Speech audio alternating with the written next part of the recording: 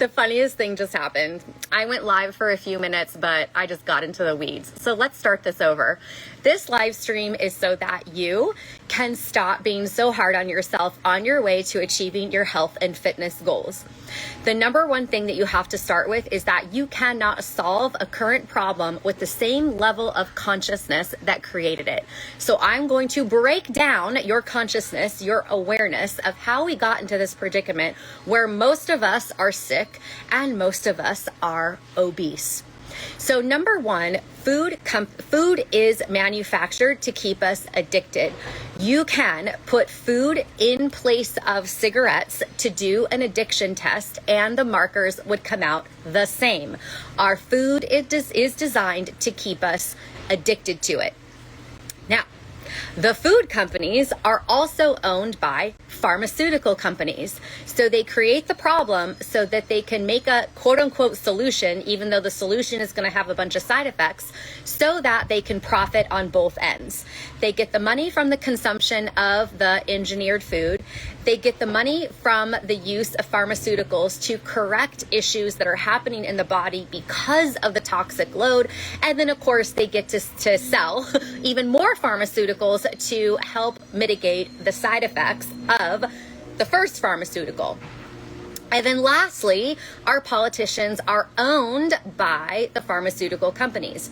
So there's this law within the US government that a business can act as a person, which means instead of donating as an individual, instead of you donating to a Congress representative or a presidential election, a company can donate millions of dollars to a politician acting as an individual. And then what ends up happening is that lure of all the money just sounds so good. And so then the politicians end up having to vote for laws and bills that are not effective for the citizens, but they are effective for the companies. So we're in a really big mess. And if you've watched any documentaries on YouTube, of course, they're not going to show up on the regular channels like CBS or NBC or anything like that. If you watch any of the documentaries that are on YouTube, you're going to find out that anywhere the US food system touches, people get sick and people get obese. And this is really, really hard to hear, especially with obesity and with women's bodies, because our bodies have been under scrutiny for eons. Our body is the representation of the goddess before the patriarchal religions that separated the idea of being connected to source itself. And the patriarchal religions created their own exterior masculine god in which war and fighting have come from, and we still see it today in the Fertile Crescent, and that breaks my heart. And that's why I just end up keep on like dripping it in now after I had that goddess revelation back in February when I started my first goddess book. So our bodies, the female body is under so much scrutiny, and so we have so much pressure to fit into whatever cultural beauty standard is happening at the present moment.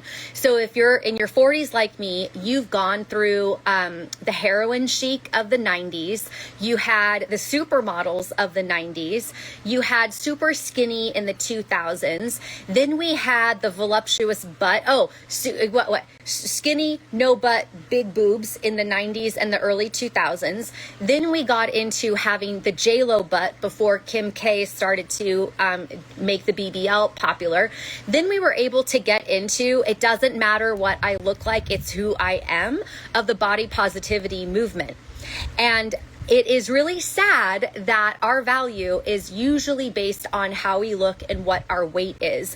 And more important to the exterior value system, it is how we feel about ourselves. And when we have a low self-esteem because of our weight or how our body looks, that changes everything inside of us on a cellular level.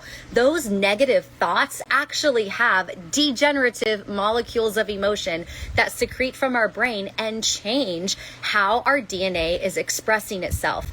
So it's a really big deal for women to deal with their body image issues.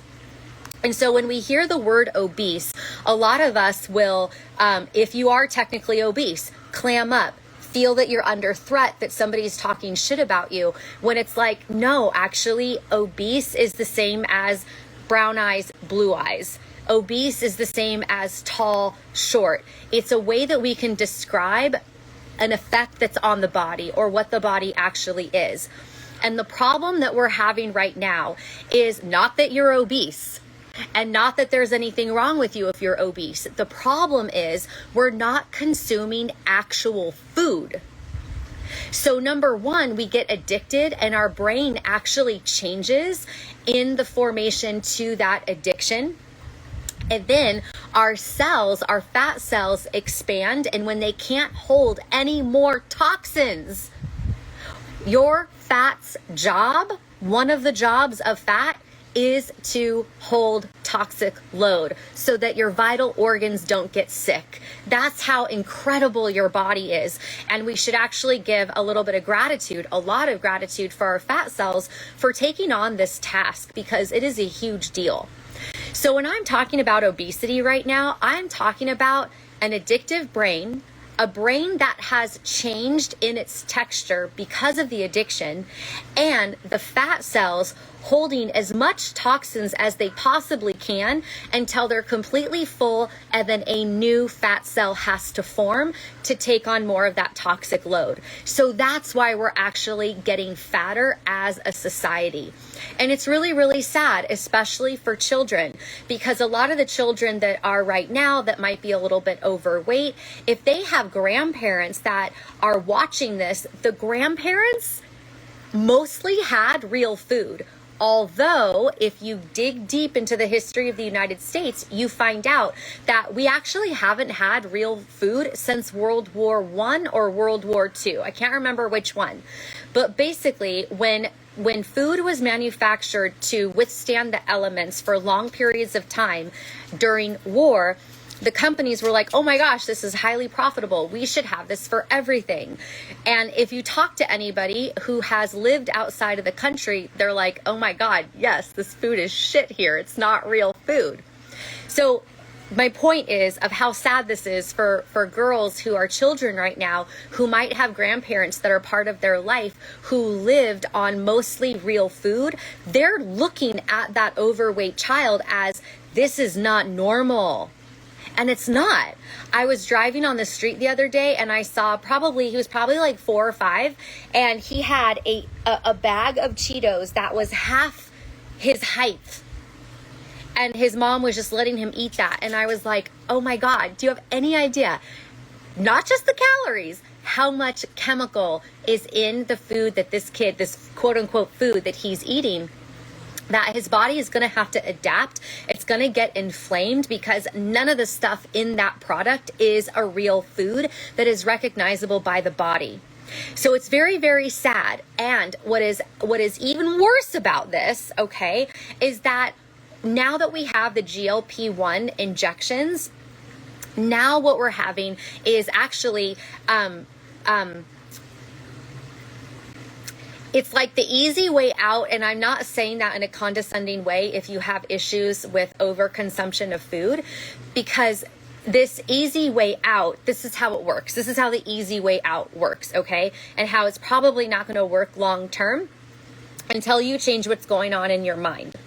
So what happens with the GLP-1 injections, like Ozempic, like Wegovy, like Moderna, is that, I think that's how you pronounce all of those, is the GLP-1 hormone is a hormone that is secreted from the pancreas. And it's only in your system for a couple of minutes, and it tells your brain that you are full. So you stop eating. And this is why, if you're in your 40s, we probably remember at the time of Full House, remember the Full House episode where they were like, chew your food for 20 chomps before you swallow it. We were told to eat slow so that we could actually listen to our body to say if we were full or not. Well, that signal is the GLP-1 hormone that's coming from the pancreas.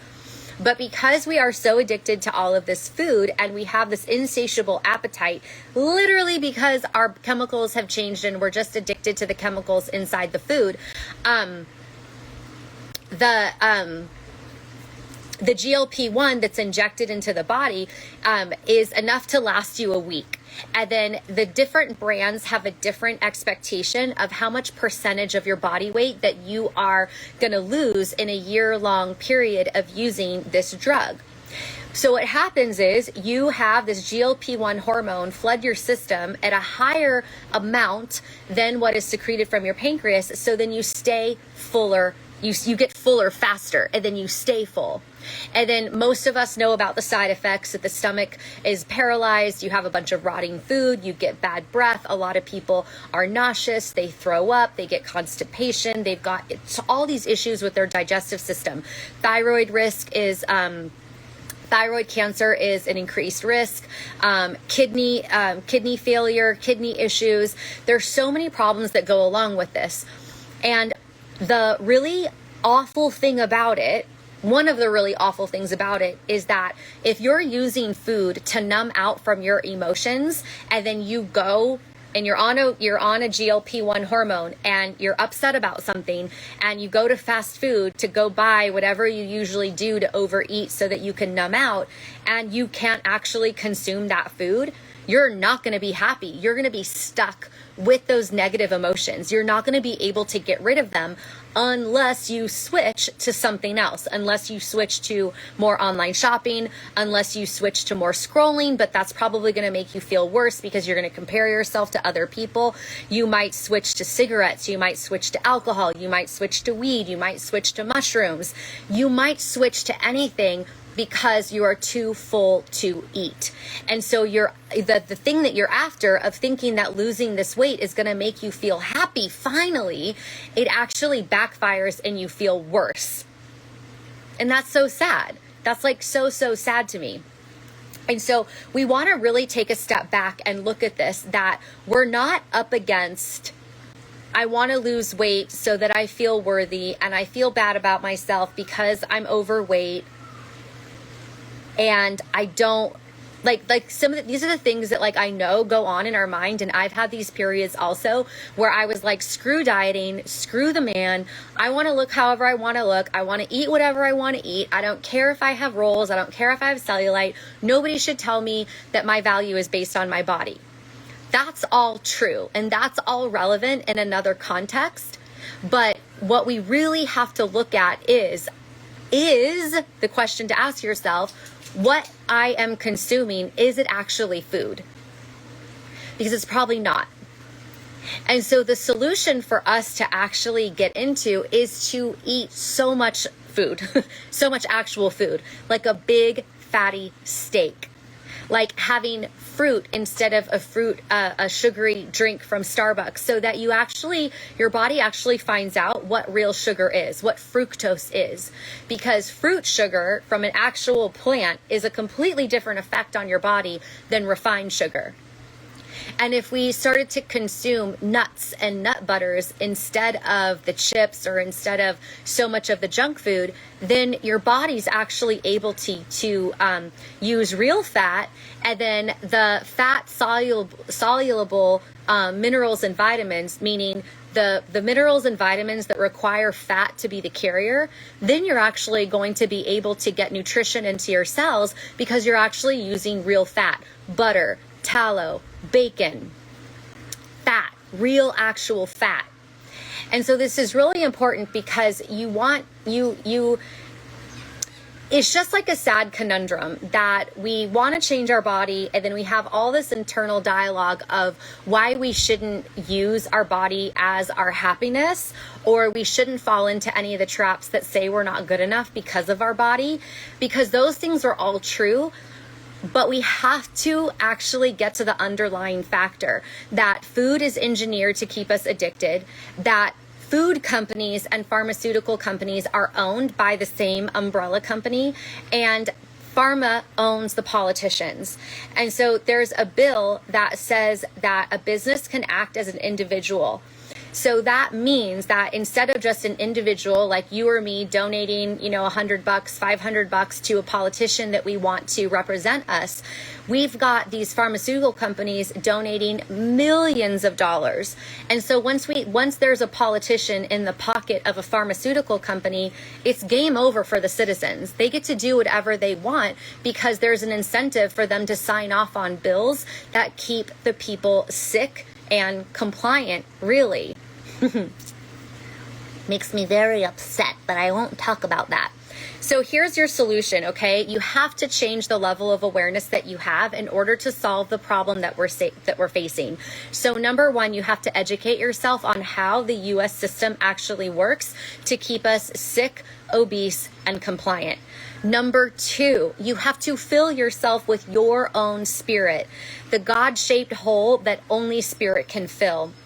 And I say your spirit because I'm going to give you a very, very small summary, okay? So for the 300,000 years before the patriarchal religions took place, there was the concept and the knowing, the real inner knowing, not just an idea that we're all connected.